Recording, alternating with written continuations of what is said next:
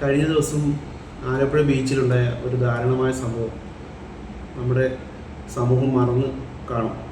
കാരണം അത്തരം സംഭവങ്ങൾ മറക്കുക സ്വാഭാവികമാണ്.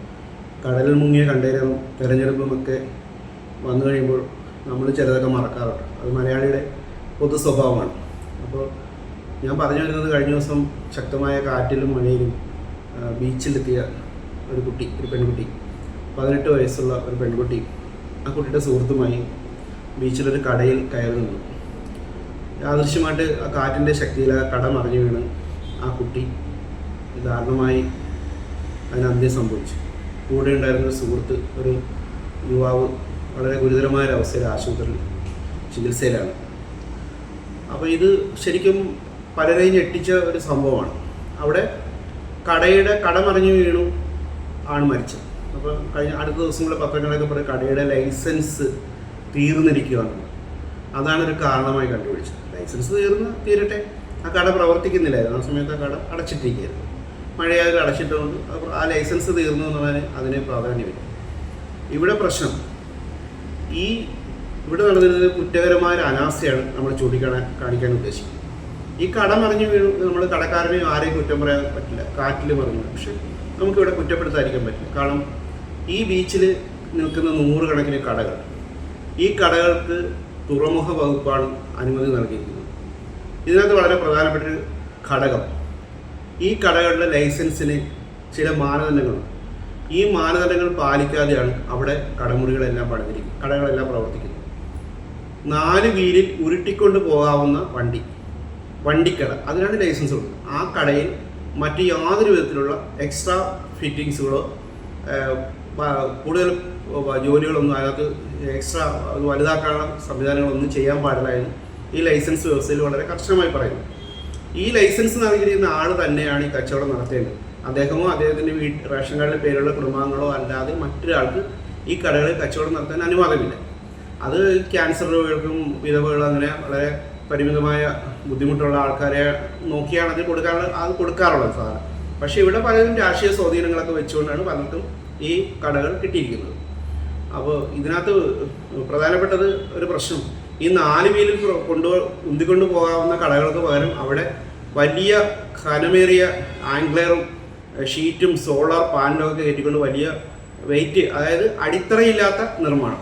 അവിടെ താഴെ പിടുത്തമൊന്നുമില്ല, ഫൗണ്ടേഷൻ ഇല്ല, പക്ഷെ മുകളിലേക്ക് അമിതമായ വെയിറ്റ് കയറ്റി ഈ കടകൾ വെച്ചിരിക്കുന്നു. ആ കടകളിലൊന്നാണ് മറിഞ്ഞു വീണ് ഈ കുട്ടിക്ക് മരണം സംഭവിച്ചത്. അവിടെ കുറ്റകരമായ അനാസ്ഥ പറ്റിക്കുന്നത് തുറമുഖ വകുപ്പിൻ്റെ കീഴിലാണ്. ഈ വിഷയം പലപ്പോഴും നമ്മൾ ചൂണ്ടിക്കാണിച്ച് തുറമുഖ വകുപ്പിന് ഈ വിഷയങ്ങളെ സംബന്ധിച്ച് വിവരാവകാശ പ്രകാരം ആവശ്യപ്പെട്ടു പോയി ശുദ്ധമായ കള്ളത്തരമാണ്, നുണയാണ് നമുക്ക് മറുപടിയായിട്ട് നൽകുന്നത്.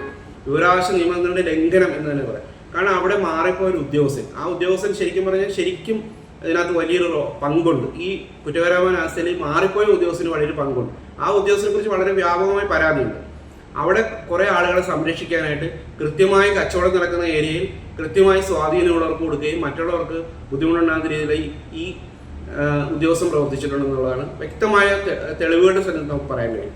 മാത്രമല്ല, ഈ അനധികൃത നിർമ്മാണങ്ങളൊക്കെ ഇവരുടെ പോർട്ട് ഓഫീസിന് മുന്നിലാണ് നടന്നിരിക്കുന്നത്. ഇതെല്ലാം കണ്ടില്ലെന്ന് അടിച്ച് ഈ കുറ്റകരമായ അനാസ്ഥയ്ക്ക് കൂട്ടുന്നത് തുറമുഖ വകുപ്പാണ്. അതുകൊണ്ട് തന്നെ ഈ കുട്ടിയുടെ മരണത്തിൽ ഇതിൻ്റെ പൂർണ്ണമായ ഉത്തരവാദിത്വം തുറമുഖ വകുപ്പിലെ ഉദ്യോഗസ്ഥർക്ക് തന്നെയാണ്. അതുകൊണ്ട് അവർക്ക് വേണ്ടി ന്യായമായും ഈ കുട്ടിയുടെ മരണത്തിന് ഉത്തരവാദികളായ തുറമുഖ വകുപ്പിൻ്റെ പേരിൽ നരഹത്യക്ക് കേസെടുക്കുകയാണ് വേണ്ടത്. നരഹത്യക്ക് കേസെടുക്കുക മാത്രമല്ല, ഈ മരണപ്പെട്ട കുട്ടിക്കും ഈ ആശുപത്രിയിൽ കിടക്കുന്ന ഗുരുതരമായ പരിക്കുകളോടെ കിടന്ന യുവാവിനും മതിയായ നഷ്ടപരിഹാരം വാങ്ങിക്കൊടുക്കുകയാണ് വേണ്ടത്. കാരണം ഇത് സംബന്ധിച്ച് നിയമപരമായിട്ട് പോകേണ്ടത് തന്നെയാണ്. ആരെങ്കിലും ഈ കുട്ടിയുടെ ബന്ധുക്കളോ മറ്റാരെങ്കിലോ ഇതിനകത്ത് നിയമപരമായിട്ട് പോകണമെങ്കിൽ ബാക്കി അതിൻ്റെ രേഖകളുമായിട്ട് ആ കേസിൽ കക്ഷി ചേരാനും ഒക്കെ പലരും തയ്യാറായി നിൽക്കുകയാണ്. അപ്പോൾ എന്തായാലും ഈ ഒരു കുറ്റകരമായ ഒരു അനാസ്ഥ കണ്ടിട്ടും ഇതുവരെ ഒരു നടപടിയും സ്വീകരിച്ചിട്ടില്ല.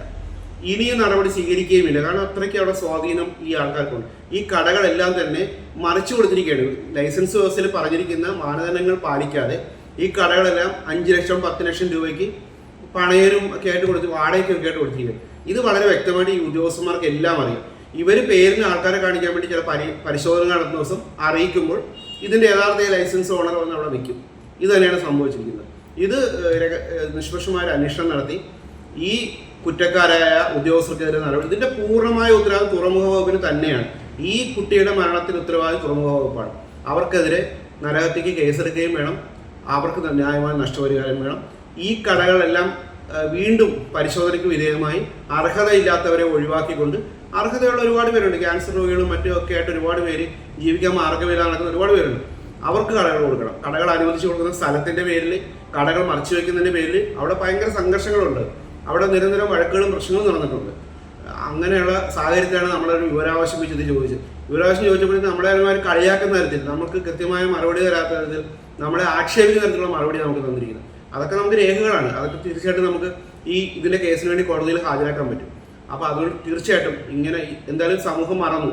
അത് ഇനി നാളെയും ഇനിയും പലർക്കും അവിടെ സംഭവിക്കാം. ബീച്ചിൽ വരുന്ന ഒരുപാട് കുട്ടികളൊക്കെ ബീച്ചിൽ വരുന്നുണ്ട്. പകൽ സമയങ്ങളിലൊക്കെ ഒരുപാട് പേര് വരുന്നുണ്ട്. അവർക്കൊക്കെ നൂറുകണക്കിന് ആൾക്കാർ വരുന്ന ബീച്ചാണ് ആലപ്പുഴ ബീച്ച്. ഇത്രയും വലിയ സൗകര്യമുള്ളൊരു ബീച്ച് വേറെ കേരളത്തിലില്ല. ഈ ഒരു ബീച്ചിന്റെ നിലനിൽപ്പിന് വേണ്ടി വളരെ ഒരുപാട് പേര് അവിടെ ഉപജീവനം നടന്നു. ഈ കടകളിൽ പകുതിയോളം പേര് വാടകയ്ക്കും മറിച്ചും കൊടുത്തെങ്കിലും ഇപ്പോഴും 4 വീലും വണ്ടിയിൽ ഉപയോഗിച്ച് അതിനകത്ത് ഒന്നും ചെയ്യാൻ അതിനുള്ള സാമ്പത്തിക ശേഷി ഇല്ലാതെ ആ 4 വീല് ലൈസൻസ് പ്രകാരം മാത്രം പ്രവർത്തിക്കുന്ന നിരവധി കടകളുണ്ട്. അവർ അതുകൊണ്ട് ഉപജീവനം നടത്തുന്ന ആൾക്കാരുണ്ട്. കാരണം അവർക്കാണ് അത് അർഹതപ്പെട്ടവർ. അല്ലാത്ത എല്ലാം പിടിച്ചെടുത്തുകൊണ്ട് അവരുടെ ലൈസൻസ് കട്ട് ചെയ്തുകൊണ്ട് ഇത് മുന്നോട്ട് പോകണം. ഇല്ലാന്നുണ്ടെങ്കിൽ ഇതിനെതിരെ നിയമപരമായ നടപടികളായിട്ട് മുന്നോട്ട് പോകേണ്ടി വരും. ഇതൊരു മുന്നറിയിപ്പാണ്. ഇനി ആർക്കെങ്കിലും ഈ കടകൾ മൂലം അല്ലെങ്കിൽ ബീച്ചിലെ അനാസ്ഥ മൂലം അപകടം ഉണ്ടായി കഴിഞ്ഞാൽ അതിനെതിരെ ശക്തമായ പ്രതിഷേധം ഉണ്ടാവും.